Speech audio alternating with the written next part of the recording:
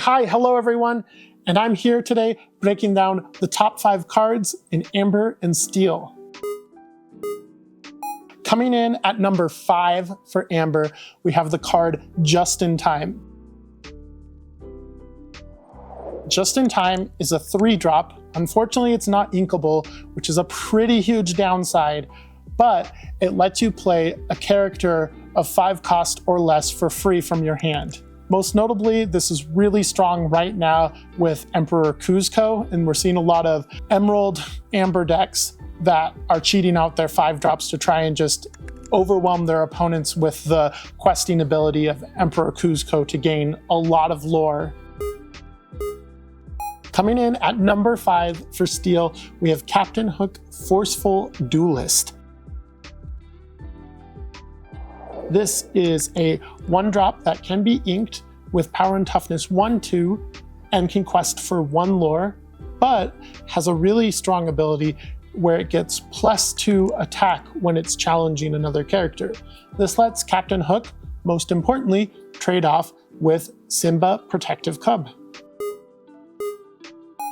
Coming in at number 4, and this is going to be a bit of a controversial pick just because the card isn't higher up on the list for Amber cards, and that's right now currently the most expensive Lorcana card, which is Rapunzel Gifted with Healing.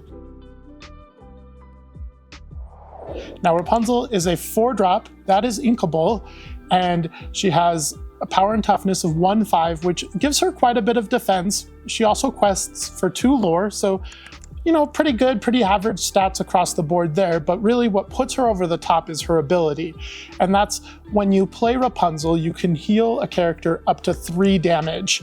And for each damage that you heal off a character, you draw a card. So at minimum, if you're healing a character, you're drawing 1 card, but a lot of the time you can set it up to easily draw 2 and sometimes even 3 cards. Why is it so low on the list? So I think Rapunzel, that's a good question, Kevin. Because she's not from Frozen, and Frozen's the better movie. No, so lies. So Rapunzel, I think, is a little lower on my list because I think that as sets come out, I think she's going to get a little bit weaker. She's a strong card that gives you card advantage, but she doesn't do quite as much on her own other than drawing you cards. And I think as we get more and more cards, I think that she's going to fall a little lower and lower in the importance of having her in your deck. And she's also a little meta-specific because you're also going to be wanting to play her in a deck that is really having creatures bash into your opponent's creatures and that need healing. And not all decks really want to do that. There's a pretty wide range of decks in Lorcana. You have your kind of like Amethyst Ruby decks that are really controlling, and they're not really dropping their creatures until late in the game, and so they're not really caring about healing. They're kind of like early game drops. And then you have other decks like the Amber Steel Songs deck that is dropping so many 1 and 2 drops that really they're kind of just trying to tap their creatures to trade them in for a point of lore or 2, and they don't care too much if they get swept up and killed. At number 4 for Steel, we have Beast Hard-Headed. This is a 5-drop that can be played in your Inkwell, has power and toughness 4-4, quests for 2 lore, and has an ability that when you play this character, you may banish chosen item. This is pretty powerful even now when we're not playing that many items in Lorcana, and I think as we get more and more powerful items, Beast is just going to have to be an auto-include in a lot of Steel decks to deal with opposing items. And there really isn't a lot of item destruction in the game right now, which makes it even a little bit stronger to have this special effect in Steel. Coming in at number 3 for Amber is my personal favorite card, and might be one of the most wordy cards in all of the first set for Lorcana, and that's Stitch Rockstar. Stitch Rockstar is a 6-drop that can be inked, has power and toughness of 3-5, and most importantly can quest, well, not most importantly, but importantly, can quest for 3 lore, which is pretty powerful. However, where Stitch really shines similar to a lot of these powerful cards, is in the abilities. Stitch has the shift ability, which allows you to pay a reduced cost, in this case 4 ink, to play Stitch on top of another Stitch creature. Most notably, you'd probably do this on your 1-drop Stitch in Amber. And then Stitch also has the ability that whenever you play a 1 or 2-drop creature, you can play it exerted, and Stitch Rockstar will draw you a card, which lets you just dump your hand of 1 and 2 drops to just go crazy and keep drawing more and more cards and not really worry if your opponent's going to follow up with a board sweeper and wipe away all of your 1 and 2 drops because they already got you a card back. At number 3 for Steel, we have a 5-cost song, Grab Your Sword. This is a mini board wipe that does 2 damage to each opposing character, so it doesn't hurt your characters, but can wipe out a lot of either bigger damage characters or a lot of tiny creatures. Super strong board wipe in Steel.